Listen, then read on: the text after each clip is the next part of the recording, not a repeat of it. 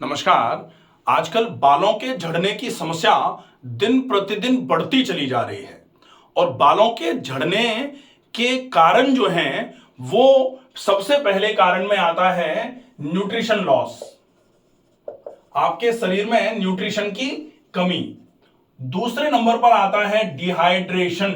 अगर आपके शरीर में पानी की कमी होगी तो वो भी बालों के झड़ाने में सबसे ज्यादा इंपॉर्टेंट रोल प्ले करेगा। तीसरे नंबर पर आता है स्ट्रेस। स्ट्रेस भी बाल झड़ाने में बहुत ज्यादा रोल प्ले करता है। इसके अलावा चौथी चीज जो है वो है नेजल चौकेज। नेजल चौकेज का मतलब जो होता है नाक का बंद होना।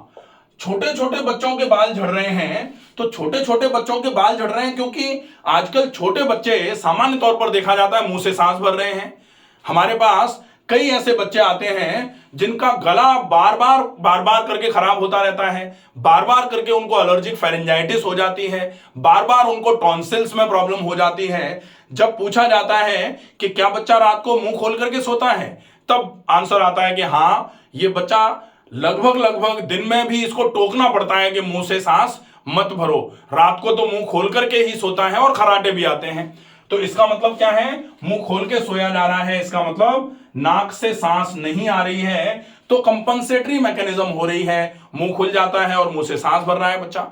अगर नाक बंद रहेगी, शरीर में ऑक्सीजन की डिप्राइवेशन बनी रहेगी, शरीर में ऑक्सीजन की कमी बनी रहेगी और ऑक्सीजन की जितनी ज्यादा कमी होगी, आप ये मान लीजिए शरीर में आंतरिक कमजोरियां आना चालू हो जाएंगी। तो बाल भी झड़ेंगे बच्चों के, आंखें भी जल्दी कमजोर होना चालू हो जाएंगी, बच्चों की ग्रोथ भी बहुत कम हो जाती है, बच्चों की हाइट वेट सब बढ़ना रुक जाता है। ऐसे केस में बाल झड़ना तो एकमात्र कारण है। तो ये चार तो विशेष कारण हो गए। इसके अलावा एक कारण होता है इलेक्ट्रोलाइट इम्बैलेंसेस। अगर इलेक्ट्रोलाइट इम्बैलेंस हुआ, इम्बैलेंस मतलब इलेक्ट्रोलाइट पूरे नहीं पहुंच पा रहे हैं, जो ऑलमोस्ट डिहाइड्रेशन के कारण में ही आ जाएगा, लेकिन ये एक अलग से कारण मान लिया जाए। अब अगर ये कारण बाल झड़ने के हैं तो बालों के झड़ने को रोकने के लिए आपको फिर क्या करना पड़ेगा? आप इन कारणों को दूर करेंगे कि फिर आप कुछ और ही उपचार करना चालू करेंगे? अगर आपको परमानेंट सॉल्यूशन चाहिए तो क्या करना पड़ता है कि उपचार के लिए क्या करना पड़ेगा? जो बीमारी का कारण है उस कारण को हटाओ। अगर जड़ कारण को छोड़ दिया जाएगा और ऊपर से आप ट्रीट करते रहोगे तो फिर एनरूटेड ट्रीटमेंट नहीं होगा, जड़ का इलाज नहीं होगा, जड़ से इलाज नहीं होगा। अगर आप बालों के झड़ने को जड़ से खत्म करना चाहते हैं, आप चाहते हैं कि बाल झड़ना बंद हो जाएं और आपके बालों की ग्रोथ बहुत अच्छी होना चालू हो जाए, तो सबसे पहले आपको इन सब चीजों पर फोकस करना पड़ेगा। अब बात आती है कि आप आज जो सामान्य तौर पर तेल के लिए कह रहे हैं लोग कि आप ये वाला तेल लगाओ, इससे आराम हो जाएगा। अब वो तेल अगर कहीं जंगलों में बनाया जा रहा है और जो लोग उस तेल को बना रहे हैं वो वहीं रह रहे हैं, तो जो वहां रह रहे हैं, बहुत मेहनत कर रहे हैं, सामान्य तौर पर सवेरे जल्दी जग जाते हैं और पूरे दिन मेहनत रहती है, जड़ी बूटियों को इकट्ठा करना, ढोकर लेके आना, उसको साफ करना, पूरा शारीरिक श्रम हो रहा है। तो सवेरे जल्दी जगना, रात को जल्दी सो जाना क्योंकि सवेरे कल फिर से जल्दी जगना है, क्योंकि जड़ी बूटियां लेने जाना है, तो दिनचर्या सही है। फिर वहीं रह रहे हैं, वहीं खाना बनाया जा रहा है, वहीं खाना खाया जा रहा है, प्रकृति के समीप रह रहे हैं, तो नेचर के पास रहना कहा जाता है। हम तो शुरू से लेके बैठे हुए हैं, प्रकृति के संग चलें जीवन रंग खिलें। तो आपको प्रकृति के साथ रहना है, तो वैसे ही रोग धीरे धीरे करके दूर होना चालू हो जाते हैं। आपकी लाइफस्टाइल ठीक है, आप अच्छा खा रहे हो, आप पूरे दिन मेहनत कर रहे हो, शारीरिक श्रम कर रहे हो, फिर आप अगर वो तेल लगा रहे हो तो वो तेल अकेला काम कर रहा है कि बाकी सारी चीजें भी काम कर रही हैं? तो हमको ये सोचने की आवश्यकता है कि वो तेल जरूर लगाइए, कोई दिक्कत नहीं है, लेकिन उस तेल को लगाने के साथ में वो लाइफस्टाइल भी फॉलो करिए जो वो लोग कर रहे हैं, जिनके बाल बहुत लंबे हैं, जिनके बाल बहुत घने हैं, जिनके बाल बहुत काले हैं, जिनकी हेयर डेंसिटी बहुत अच्छी है, लेकिन केवल वो तेल लगा के ही है क्या?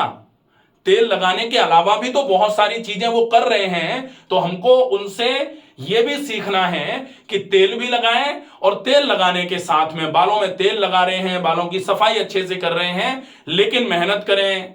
अगर शारीरिक श्रम नहीं है तो सवेरे शाम व्यायाम करें, ज्यादा मात्रा में पानी पिए। अब पानी, बहुत सारे लोग तो कहते हैं कि प्यास नहीं लगे तो भी पानी पिया जाए क्या? तो प्यास नहीं लगने का कारण क्या है? पूरे दिन तो एक जगह पर बैठे बैठे काम कर रहे हैं हम लोग, सवेरे से लेकर के दोपहर तक, फिर दोपहर में थोड़ी देर लंच हुआ, उसके बाद फिर दोपहर से लेकर शाम तक फिर काम कर रहे हैं एक जगह बैठे बैठे। और वो एक ही जगह पर बैठे बैठे काम करना शारीरिक श्रम बिल्कुल भी नहीं है, पसीना बिल्कुल भी नहीं आ रहा है। और एसी और चल गई, तो एसी और चल गई तो आपको पूरे दिन ही बिल्कुल पसीने का इनसेंसिबल पर्सपिरेशन भी फील नहीं हो रहा, और उसकी वजह से आपके शरीर में जो मेटाबॉलिक रेट है वो धीरे धीरे करके डल होती चली जा रही है। और मेटाबॉलिक रेट जितनी डल हो जाएगी, आपको प्यास लगेगी कहां से फिर? तो प्यास लगानी है तो आपको थोड़ी मेहनत करनी पड़ेगी। आप मेहनत करना चालू करो, प्यास अपने आप लगना चालू हो जाएगी। और फिर ज्यादा मात्रा में पानी पीजिए, फिर अच्छा खाना खाइए, फिर खाना अच्छे तरीके से खाइए, और फिर आप अपने लाइफस्टाइल को ठीक कर लीजिए। आपको डेफिनेटली आपकी ये सारी समस्याएं, जैसे ही ट्रीटमेंट हुआ इनका, न्यूट्रिशन लॉस पूरा हो जाएगा। अगर आप समय से अच्छा खाना खा रहे हैं, टाइम पर खा रहे हैं, आप बहुत चबा करके खा रहे हैं, खाना का पाचन अगर सही तरीके से शुरू हो गया तो खाना और खाने के साथ में व्यायाम करना पाचन को सही कर देगा। तो ये न्यूट्रिशन लॉस पूरा हो गया। आप अच्छी मात्रा में पानी पिएंगे, डिहाइड्रेशन जो हो रहा था वो पूरा हो गया। इसके बाद खूब व्यायाम करने से स्ट्रेस में अपने आप ही स्वतः कमी आना चालू हो जाती है। डेफिनेटली धीरे धीरे करके ये जो स्ट्रेस का लेवल है कम होना चालू होगा अच्छी एक्सरसाइजेस से, जो रिजॉल्वेबल है। अगर मान लो कोई स्ट्रेस ऐसा है जो कोई कॉज रिलेटेड है, तो उस कॉज रिलेटेड स्ट्रेस में एक्सरसाइजेस तुरंत काम नहीं करती हैं। जैसे अगर किसी का बहुत बड़ा नुकसान हो जाए, अब अगर कहो उससे कि भाई तुम एक्सरसाइज करो तुम्हारा स्ट्रेस कम हो जाएगा, तो भाई जिसका नुकसान होता है, नुकसान का जो तनाव है वो तब पूरा हो पाता है जब नुकसान की थोड़ी बहुत भरपाई होना चालू हो जाए। कि अगर कहीं किसी को बहुत अकेलापन लग रहा है, उसकी वजह से स्ट्रेस है, और कहो कि एक्सरसाइज करने से दूर हो जाए, तो ये वाला स्ट्रेस एक्सरसाइज करने से थोड़ा दूर जरूर होगा। लेकिन एक्सरसाइज करने के साथ साथ अगर आप थोड़ा ये कह दें कि अगर आपको कोई समस्या आए तो चिंता मत करना, हम साथ में हैं, उससे बहुत जल्दी कम हो जाता है। तो स्ट्रेस का लेवल क्या है, उस स्ट्रेस का ट्रीटमेंट क्या हो सकता है, वो एक अलग पूरा चैप्टर है, stress management by doctor Ramakant Sharma, पूरा अलग वीडियो है, उसको देख सकते हैं। इसके अलावा नेजल चौकेज अगर आपको आ रहा है, नाक आपकी अगर बंद है, तो नाक के बंद होने के खोलने के लिए बहुत अच्छा उपचार होता है। आप 4 उपचार कर लीजिए। 4 उपचारों में पहला क्या, सबसे पहले जलनेती, जलनेती के बाद दूसरे नंबर पर सफेदे की भाप, सफेदे की भाप के बाद में फिर तीसरे नंबर पर नश्य, और फिर चौथे नंबर पर प्राणायाम। अगर आपने ये 4 इलाज कर लिए तो डेफिनेटली आपका ये नेजल चौकेज वाला जो प्रॉब्लम है ये खत्म होना चालू हो जाएगा। इलेक्ट्रोलाइट इंबैलेंस को पूरा करने के लिए आप अच्छी मात्रा में सलाद खाइए, खूब मात्रा में फल खाइए, और इलेक्ट्रोलाइट इंबैलेंस को पूरा करने के लिए एक 4 नमक को मिलाकर के पाउडर बना करके रख लिया जाए। वो 4 नमक कौन से हैं, वैसे तो हमने पूरा एक वीडियो बना के रखा हुआ है जिसमें आप 4 नमक को मिलाकर के एक पाउडर बनाते हैं, किस तरीके से मिलाना है, कौन से नमक को कितनी मात्रा में लेना है। नमकों के नाम मैं यहां बता देता हूं। सेल्टिक सॉल्ट पहला, दूसरा है सेंधा नमक जिसको हिमालयन पिंक सॉल्ट बोला जाता है, तीसरा है टेबल सॉल्ट जो नॉर्मल सॉल्ट आता है आयोडाइज्ड वाला, और चौथा जो है वो है काला नमक।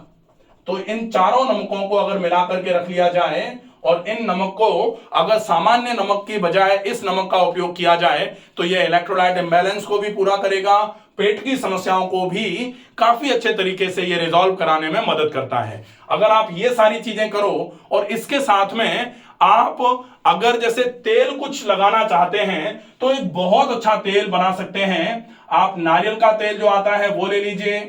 दूसरा तेल है कैस्टर ऑयल, कैस्टर ऑयल मतलब अरंडी का तेल जो होता है वो ले लीजिए। जैसे नारियल का तेल आपने 100 ml ले लिया, इसके साथ में आपने 100 ml ले लिया कैस्टर ऑयल, और तीसरे नंबर पर रोजमेरी ऑयल आता है। रोजमेरी ऑयल अगर आप लेकर के और फिर आप इस रोजमेरी ऑयल को 50 ml इसमें मिला दीजिए तो ये 250 ml हो जाएगा।